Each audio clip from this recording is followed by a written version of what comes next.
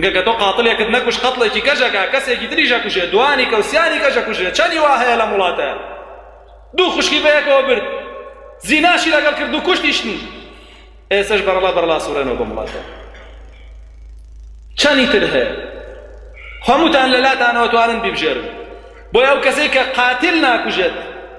ئەو حاکمەی ئەو حکومە تەطبیق ناکا نایکوژێتەوە لەبری ئەوان دوا ئەو چەند نەفسی تر بکوژێ لە ملی ئەوە تۆ ئەتوانی قاتلێک بکوژی ڕۆحی دەیان کەسی کە ڕزگارکە ئەم حکومە چ هەڵەیەکی تیاکە ئەم حکومە لە هەموو عالەما هەیە لە هەموو عالەما یاسای هەموو دەوڵەتێک قانونەکانیان بکوژ ئەبێ بکوژرێتەوە هەیە لا نابرێ و لا نابرێ لە ئیسلامیشا هەیە پێغەمبەری خوا عەلەیهی سەڵات وسەلام لە فەرمودەیەکە فەرمێ ئینسانی مسلمان خوێنی حەڵاڵ نییە ئەوەی وتبێتی لا إله إلا الله محمد رسول الله خوێنی حەڵاڵ نییە ئللا بۆ سیانە نەبێ یان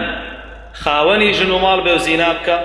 یان نەفسێک بکوژێت بە ناحەق ئەبێ بکوژرێتەوە لەبری ئەو یاخود لە دینەکەی وەربگەڕێتەوە التارك لدينه المفارق للجماعة جا لەبەرەوە جگە لەمانە لا إسلاما كأويش حاكم مسلمانان تطبيقي أكا هيج كسيك بويني هلا خويا وخلق بكوجه وهيج كسيك إيش بويني فتواي كشتني خلق دربكا وهيج كسيك إيش بويني دزدريجي بكا دسر هيج كسيك يدرو بلا خوم حكمك تطبيقكم إلا أبي خوا لري أو حاكمه إلا أبي تطبيق كريت أو حاكم أخوا برستيك لو ولاتا أجي شرعي خوا تطبيق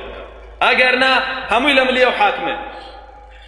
هر هموی لملیه و حاکمه چند زینا اکره هموی باید نوسره چند قتل اکره هموی باید نوسره چند بیدینی و کفری جکره هموی باید نوسره ایتر دوا اما تو بم حاکمه علیچی